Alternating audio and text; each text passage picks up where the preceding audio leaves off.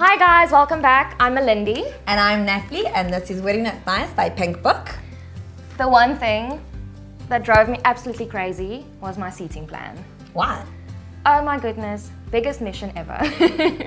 I haven't even got that far yet, guys. Honestly, I don't even know where to begin. I mean, it must be quite easy. Family together, friends together, the lonely table. You should think so. But guys, watch this video to get some great tips on your seating plan, how to make sure everyone gets along and the good vibes roll the whole night. Again, guys, drop us your comments, tell us your stories at the bottom. If you've had any nightmarish plans with the wedding seating plan, we'd love to hear from you. Enjoy the video and happy planning.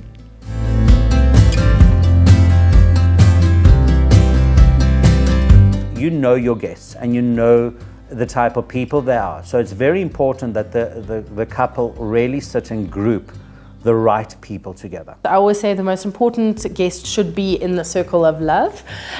So it's around your dance floor.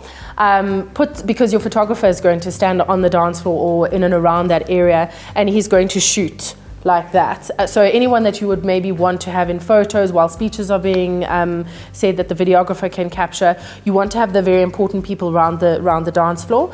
And obviously the further back you go, there's different pockets of people. We often suggest that with the bar, you have your friends closest to the bar because they'll be hibernating at the bar. And then you just ensure that there's a happy medium so that people afterwards aren't necessarily upset where they sat during the wedding day.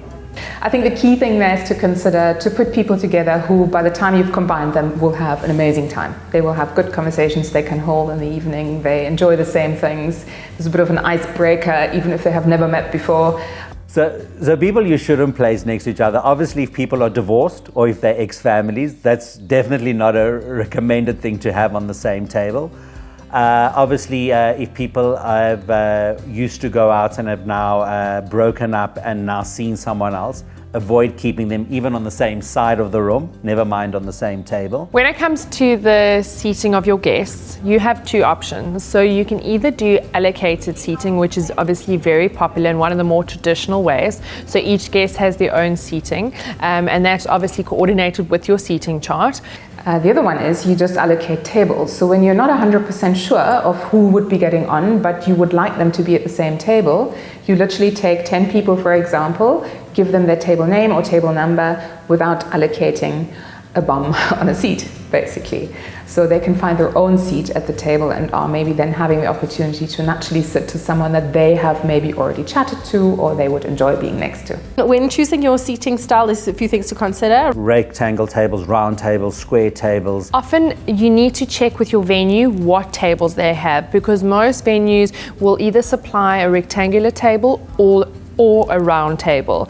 Contrary to popular belief, rectangular tables are actually the far more social ones, just because the depth of each table is far narrower than a round table. A round table, you've got like almost 2 meters to talk across. A rectangular is only about 1 meter, just over a meter. When it comes to round tables, it is more cost effective as well because you're not using as much decor.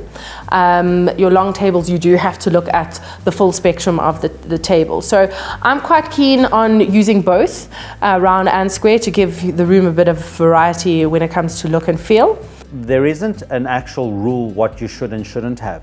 I always like to decide, once we've decided on the venue, is work with the venue. And that's really important. You must never work against your venue and see what's going to complement the venue best. The next thing I then look at is what's going to fit the amount of guests that we have attending and what's going to be the most comfortable.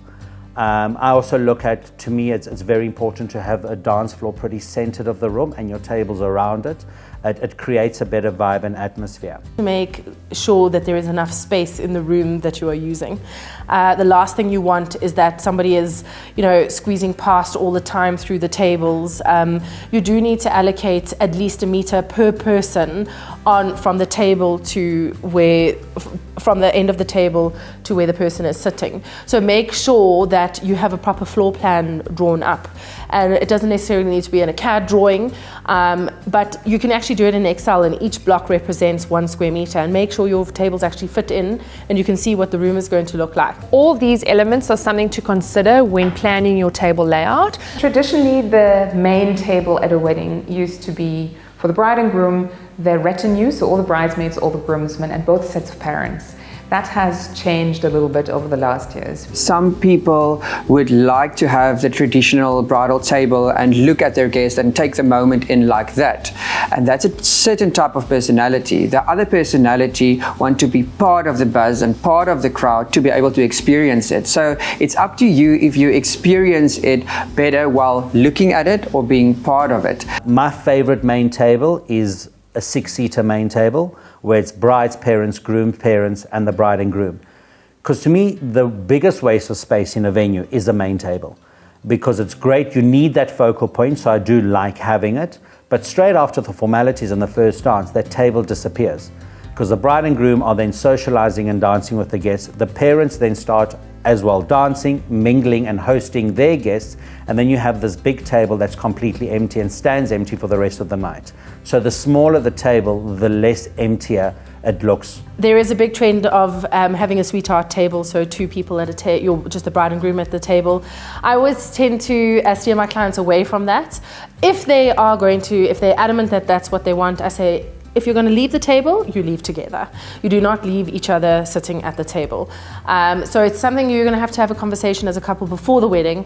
Are you the type of couple that one likes to enjoy a drink at the bar, and the other one is maybe more reserved? If you are that type of couple, you do need to take into consideration each other when sitting at the table, because the last thing you want is a beautiful bride sitting at a table on her own. A sweetheart table ensures that you as a couple spend good quality time together, even while you're eating your dinner, even if it's for one main meal, just so that you have that time to connect as a couple. It's something I find very important on the day. So yes, I'm a firm believer in the sweetheart table. I also enjoy raising it up slightly so that all your guests can actually see you as a couple.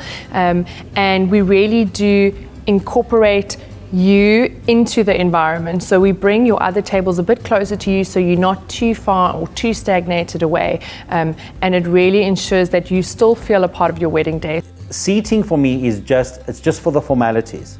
You shouldn't really stress and worry too much. So yes, the stress needs to come in, and the worrying is, have I grouped the right amount of the right group of people together that they will socialize, have a good time. And because once the party starts, you want everybody socializing and mixing around and dancing. Thank you guys for watching.